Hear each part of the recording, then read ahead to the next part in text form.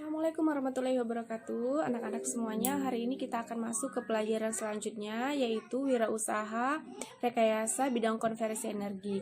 Nah, setelah ini kalian akan menonton video, dan video itu kalian tonton, jangan di skip-skip, karena setelah kalian menonton video ini kalian akan menjawab pertanyaan dari ibu. Kalau kalian skip, maka kalian tidak akan bisa menjawabnya.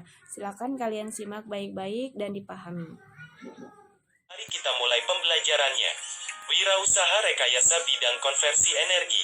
Apa itu wirausaha rekayasa bidang konversi energi? Konversi dalam Kamus Besar Bahasa Indonesia adalah peralihan fungsi. Konversi energi adalah peralihan manfaat energi satu ke energi yang lainnya. Contoh yang sangat umum yang terjadi di Indonesia adalah peralihan fungsi minyak tanah menjadi gas liquefied petroleum gas 3 kg, atau yang biasa kita kenal dengan nama LPG 3 kg. Namun ada beberapa sumber juga yang mengatakan bahwa istilah konversi energi tidak sebenarnya benar. Yang benar adalah konversi saja tanpa ada kata energi. Yang maksudnya adalah peralihan pemakaian bahan bakar. Dalam berbagai macam kasus, kita bisa mengetahui jika konversi energi sudah lama dilakukan oleh orang-orang Eropa. Pada zaman dahulu batu bara digunakan sebagai bahan bakar kereta uap, yang nantinya akan menggerakkan mesin uap tersebut. Namun karena Eropa pada zaman dahulu dingin, berbagai negara di Uni Eropa menggunakan batu bara sebagai pemanas ruangan. Hal ini juga bisa disebut sebagai konversi energi. Peralihan energi dari listrik ke berbagai macam energi juga bisa disebut sebagai pengertian konversi energi. Contoh singkatnya, listrik bisa merubah menjadi energi cahaya pada lampu. Hal ini merupakan contoh dari konversi energi yang memanfaatkan energi listrik yang dialihkan fungsinya menjadi energi panas dan energi cahaya. Contoh lain misalnya pada pengeras suara. Pada pengeras suara terdapat komponen mikrofon, amplifier listrik, dan speaker. Sistem ini menggunakan transducer, yang merupakan sebuah alat yang dapat mengkonversi energi dari satu bentuk ke bentuk lain. Mikrofon sebagai transducer input, mengubah energi suara menjadi energi listrik yang berupa sinyal input, yang diproses pada amplifier listrik menjadi sinyal output. Sinyal output diterima speaker sebagai transducer output, yaitu mengubah energi listrik menjadi energi suara. Contoh yang lain lagi adalah sensor. Sensor adalah alat yang digunakan untuk mendeteksi dan berfungsi sebagai transducer yang digunakan untuk mengubah variasi mekanis, magnetis, panas, sinar, dan kimia menjadi tegangan dan arus listrik. Mikroprosesor yang berperan sebagai otak dalam sistem otomasi industri, menggunakan sensor yang dapat diekuivalen dengan mata, pendengaran, hidung, lidah pada manusia. 1. Ide dan peluang usaha. Sumber energi merupakan tempat munculnya energi yang dapat dimanfaatkan dalam kehidupan manusia. Sistem konversi energi dapat dikembangkan untuk menghasilkan tenaga. Misalkan bahan bakar yang dimasukkan ke dalam silinder mesin. Konversi energi pada motor bakar. Energi yang tersimpan sebagai ikatan atom dalam molekul premium dilepas pada waktu terjadi pembakaran dalam silinder. Energi panas hasil pembakaran ditransfer untuk mendorong piston pada silinder, sehingga piston bergerak dan terjadi transformasi energi panas menjadi energi kinetik, yang kemudian dikonversi menjadi energi mekanik yang menghasilkan usaha atau kerja. Usaha atau kerja ini merupakan hasil kemampuan dari sistem yang berguna untuk kepentingan manusia. Berikut adalah macam-macam energi. A. Energi termal. B. Energi mekanik. C. Energi listrik. D. Energi kimia. Dan E. Energi nuklir. Bioetanol sebagai salah satu sumber energi baru terbarukan adalah cairan biokimia dari proses fermentasi gula dari sumber karbohidrat, menggunakan bantuan mikroorganisme yang dalam proses pembuatannya mengalami 3 tahapan, yaitu A. Penyediaan bahan baku, B. Proses fermentasi, dan C. Pemurnian. Sumber daya yang dibutuhkan. Sumber daya pada usaha produk rekayasa bidang konversi energi meliputi A. Manusia. B. Uang. C. Material atau bahan baku. D. Mesin. E. Metode atau cara kerja. Dan F. Market sebagai sumber usaha konversi energi. Kreativitas manusia adalah sebagai sumber daya ekonomi yang memiliki nilai dan manfaat yang tinggi untuk peningkatan perekonomian Indonesia. Industri kreatif merupakan salah satu solusi dalam pemanfaatan kreativitas, keterampilan serta bakat individu untuk menciptakan kesejahteraan dan lapangan pekerjaan. Dengan menghasilkan daya cipta dan kreasi seseorang, perkembangan industri kreatif dapat membawa arena baru untuk terus meningkatkan kreativitas dan inovasi bagi sumber daya manusia yang ada, kemandirian dalam menggali ide, memilih potensi produk yang dapat bersaing, baik di tingkat lokal maupun global, dan meningkatkan keanekaragaman produk yang memiliki nilai dan daya saing tinggi dalam memenuhi kebutuhan menjadi komponen yang penting untuk terus diupayakan. 2. Perencanaan administrasi usaha. Proses produksi merupakan kegiatan yang bertujuan untuk menambah kegunaan suatu barang dan jasa dengan menggunakan faktor-faktor produksi yang berupa bahan baku, tenaga kerja, peralatan, dan dana untuk mencapai kebermanfaatan bagi kebutuhan manusia. Perencanaan administrasi merupakan bagian yang utama untuk keberlangsungan dan kemajuan sebuah usaha. Sistem administrasi yang teratur menjadi alat untuk menganalisa kinerja usaha, penataan, dan pembukuan yang baik. A. Menentukan jenis dan kualitas produk. Langkah awal dalam pelaksanaan proses produksi adalah merencanakan produk atau komoditi apa yang akan diusahakan. Misalnya, produk dari hasil pembangkit listrik sederhana, hasil dari konversi energi dari sumber energi baru terbarukan yang berupa sinar surya, air, angin, panas bumi, dan lain-lain, dengan harapan produk tersebut dapat dipasarkan, serta hasilnya memberikan keuntungan, juga dapat berlangsung dalam jangka panjang. Perencanaan produk ini bukan hanya merencanakan produksi, tetapi juga proses-proses yang memungkinkan produk tersebut terwujud, yakni 1. Produk yang akan dihasilkan harus yang memungkinkan dapat memberikan manfaat bagi kesejahteraan masyarakat. 2. Produk yang dihasilkan berupa energi listrik yang diperoleh dari sumber energi baru terbarukan. 3. Persyaratan produk yang akan dihasilkan harus sesuai dengan mutu produk yang diinginkan konsumen. Selanjutnya mari kita bahas tentang sistem produksi peralatan konversi energi. Beberapa contoh sistem produksi bidang konversi energi diantaranya adalah 1. Konversi energi angin. 2. Konversi energi surya atau matahari. 3. Energi air. 4. Biogas. 5. Biomasa. Dan 6. Energi panas bumi. Selanjutnya mari kita bahas tentang manfaat produk bidang konversi energi.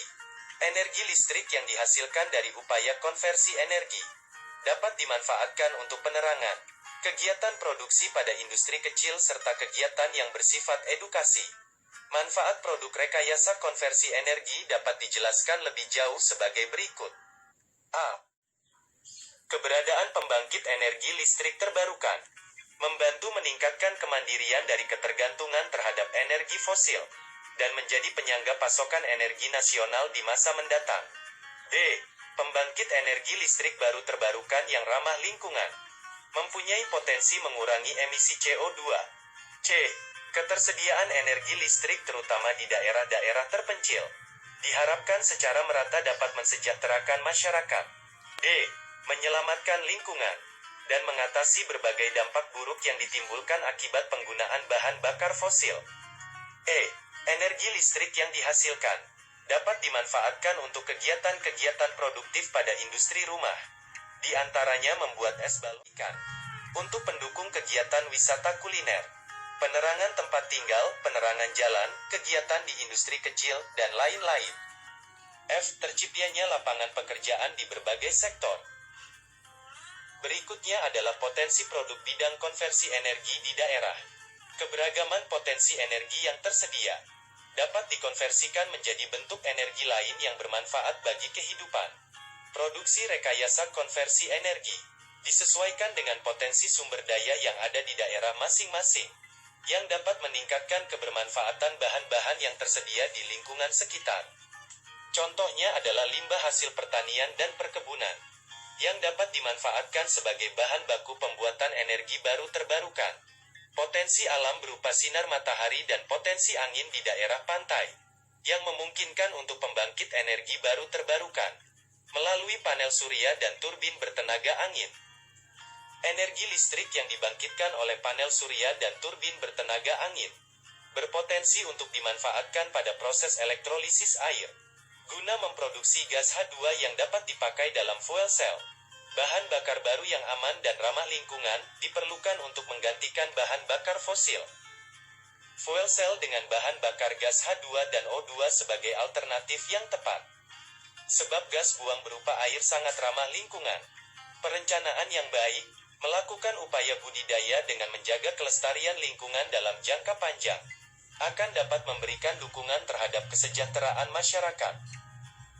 Analisa SWOT adalah suatu kajian terhadap lingkungan internal dan eksternal wirausaha atau perusahaan, serta ancaman dari kemungkinan adanya pesaing atau calon pesaing. Berikutnya adalah pengemasan produk bidang konversi energi. Kemasan didesain sedemikian rupa dengan mempertimbangkan estetika dan konsep yang ingin ditampilkan sesuai dengan pengguna atau calon pembeli. Fungsi kemasan dapat tercapai jika seorang wirausaha memperhatikan hal-hal sebagai berikut. 1. Dibuat semenarik mungkin dan punya ciri khas. 2. Memuat informasi yang jelas dan jujur. 3. Desain, warna, dan bentuk suatu kemasan harus unik dan menarik dengan komposisi yang imbang. 4. Ukuran dan material bahan sesuai kebutuhan. Dan 5. Bahan terbuat dari material yang tahan terhadap perlakuan pada saat pemindahan. Label pada produk adalah informasi yang dibuat pada kemasan. Biasanya berisikan tentang 1.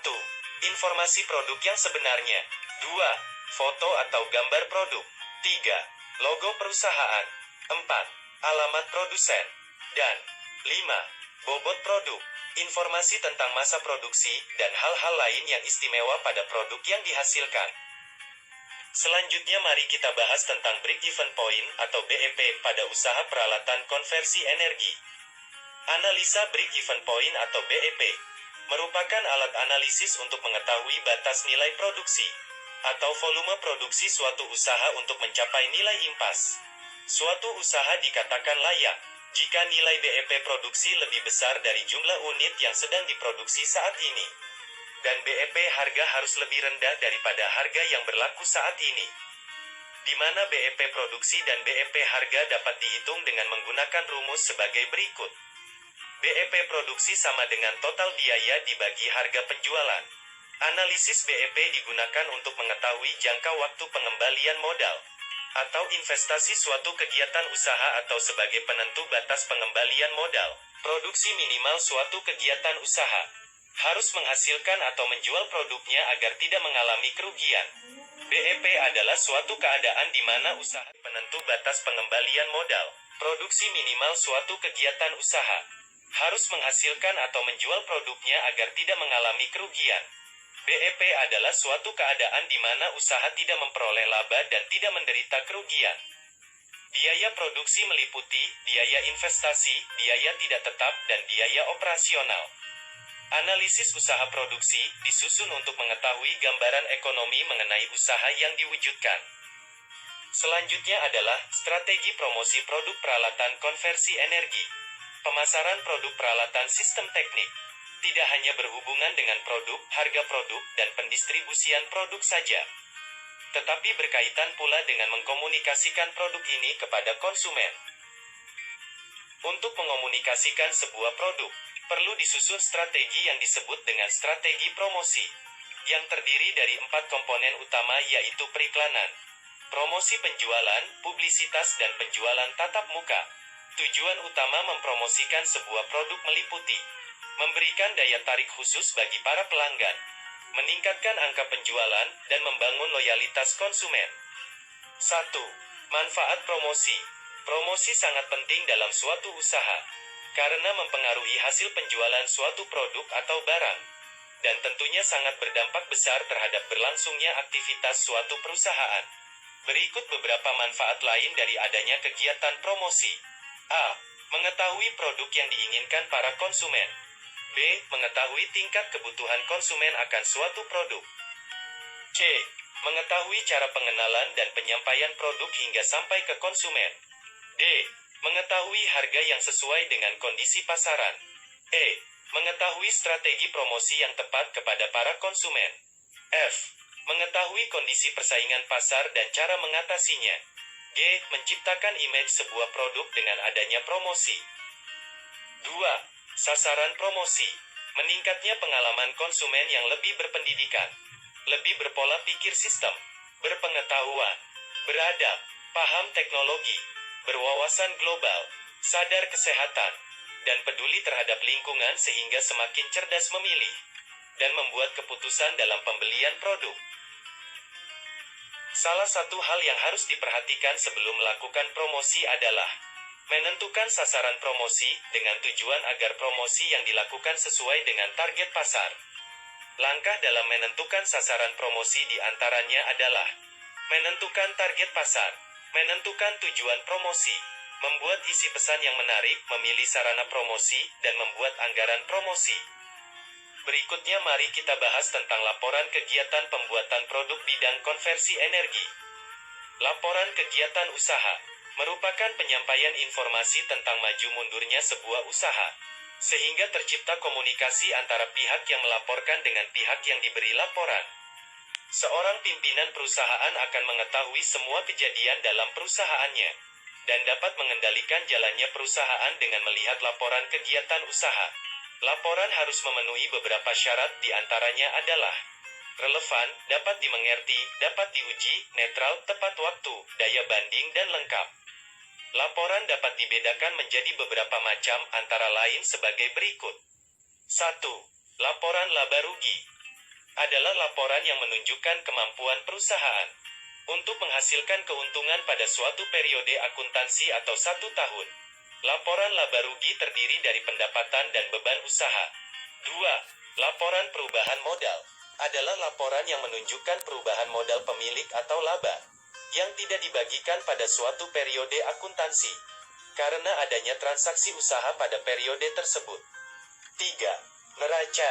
Neraca adalah daftar yang memperlihatkan posisi sumber daya perusahaan serta informasi tentang asal sumber daya tersebut. 4.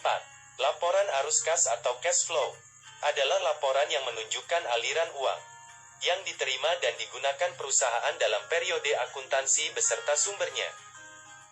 Nah, itu tadi adalah penjelasan tentang materi rekayasa bidang konversi energi.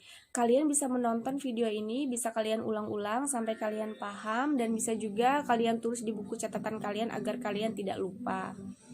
Setelah kalian menonton video tersebut, kalian silakan jawab pertanyaan yang ada pada aplikasi CBT kalian. Silakan kalian kerjakan. Ibu akhiri, wassalamualaikum warahmatullahi wabarakatuh.